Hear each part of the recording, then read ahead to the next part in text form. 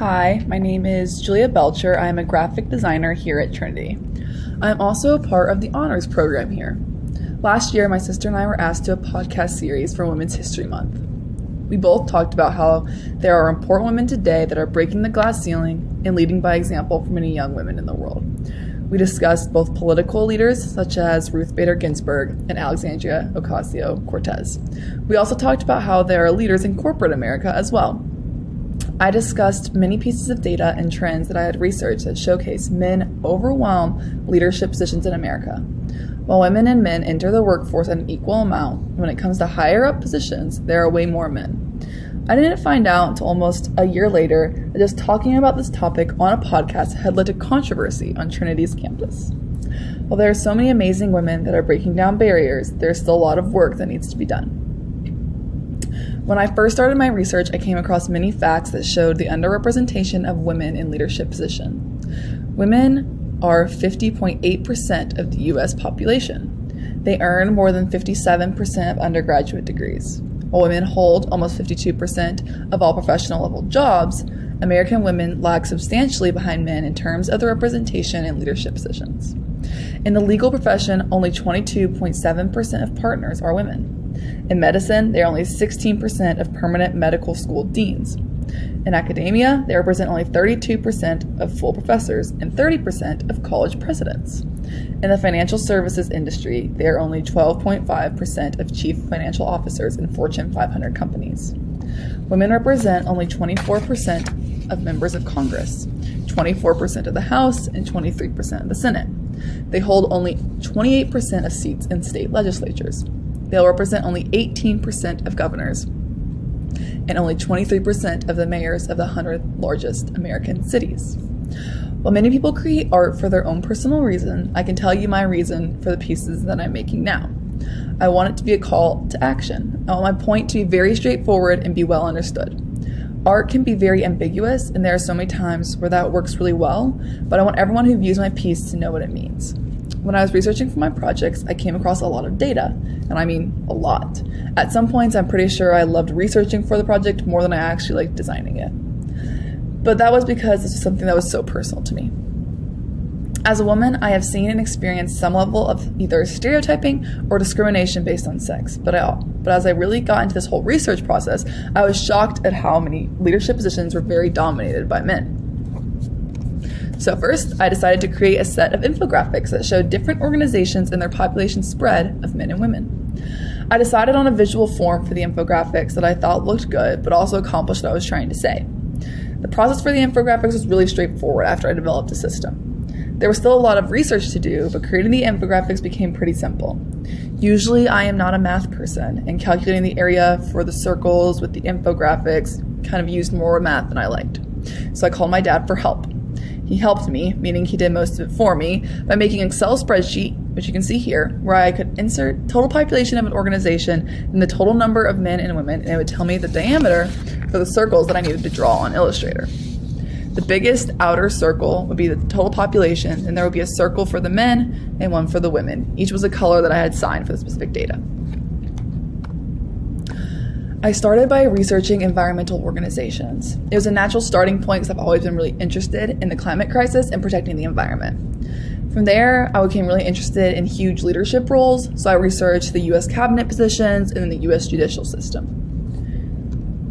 Each infographic depicts the highest up position at each organization. The data comes from the very start of the organization to the current person in the position.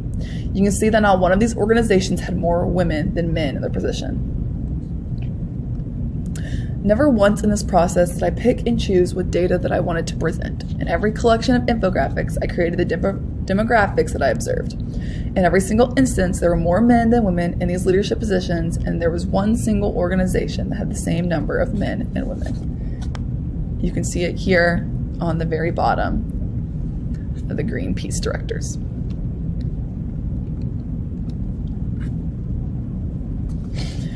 Creating these infographics was extremely fun and my favorite project that I have done at Trinity. I decided to further pursue this idea for a gallery installation. I am a designer, so bringing these graphics into a physical space was pretty difficult for me. In the beginning, I went through the brainstorming process to decide on the material. I had ideas of using styrofoam, paper, possibly metal. But ultimately, I decided on using plexiglass. I wanted a material that was really transparent and glass-like to represent that women are kind of a light to other women and leading by example. I also wanted to do something really straightforward that clearly communicates the infographic as well. So I added shattered glass on top of the plexiglass as a way to show these women are shattering the glass ceiling. The material still shows the graphics that I had designed, but also the material now shows. But now the material is more than just the statistic. Bringing things into the physical space was still pretty difficult for me. I look at really important feminist artists such as Judy Chicago. She has created many feminist installations such as Dinner Party and Woman House. Judy Chicago was a great inspiration when thinking about bringing things into the physical space. She conveyed ideas that stood for what the women deserved more of a presence in this world. Take, for example, the Dinner Party, where she indicated the importance of women in art history and also the movements that women have led as well. She also used circles in a lot of her installations. The dinner plates that were based on butterfly and flower motifs, which in turn created a motif reminiscent of the female genitalia. Chicago took things that were typically feminine, such as embroidery and textile work, combined with the typically feminine idea of dinner parties, and reclaimed them as something that women should celebrate, and women should celebrate their space in this area as well. Chicago also does something very similar with her installation, Woman House. She claims space where women should celebrate everything that is unique to them. There are many rooms in this house, and different artists worked on each one. This is the one here that was done by Chicago. Eggs on the ceiling slowly turn to breasts on the wall, representing that women are seen as having a place in the kitchen, but it is something for them to reclaim as well. I really appreciate this inspiration because it was all very sculptural, and I liked how Judy Chicago was bringing forth women into this space, especially in the artist world, when at this time there were not a lot of female artists that were widely recognized. But I also decided to do something very different from this because my ideas differ from hers a little as well. I kind of stayed away from making art about the domestic woman or even kind of pitting the domestic woman versus the working woman. Not that Chicago does this, but it kind of strays away from the idea of the domestic. My work can be spread against so many career positions, which also includes a message about stay-at-home moms as well. My project focuses on how women are breaking into new corporate areas and taking new political leadership positions. They are shattering the glass ceiling and breaking down barriers. It is inspirational to see women reclaim the home and typically womanized ideals, but I also want to encourage my project to push the ideas farther as well. When I first started this project, I also looked at Cindy Sherman as inspiration. I really enjoyed how she portrayed herself in many roles. She made me think about how there are so many roles that a woman can fill, and there is no one distinct answer for what their role is. I want to make my work different from hers as well, as she brings lots of ideas of sexuality and beauty into her work. She is a feminist artist, but I kind of want to oppose some of her ideas and promote my message in more of a straightforward way. Here you can see some of Cindy Sherman's photographs of herself. She usually manipulates her own image using makeup. Some of these start from the 1970s all the way to 2019, which is where this photograph was, and this one is in 1981. These are all self-photographs of herself, kind of showing her idea of how women can occupy many roles at once. Eventually, I saw Actual Sources installation Shoplifters 8. This was a collection of a lot of different type design and artists that put together a bunch of work in a book. This is an annual book that happens every year, and this one, Shoplifters 8, has a bunch of different typefaces and type design from a collection of different people. They displayed it through a gallery in many different ways, taking these graphics that they had designed and showcasing them in a physical space.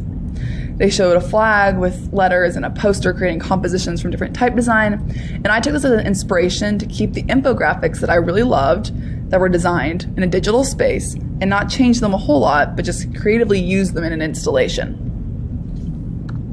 So using this as inspiration, I decided to make my infographics into these plexiglass circles and to suspend them in space off the wall. They still looked like my infographics that I originally created, but I also added shattered glass on the women's circle to indicate that women are shattering the glass ceiling.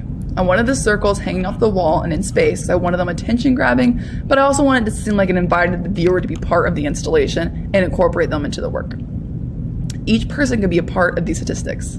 They each represent a demographic that is shown in the installation.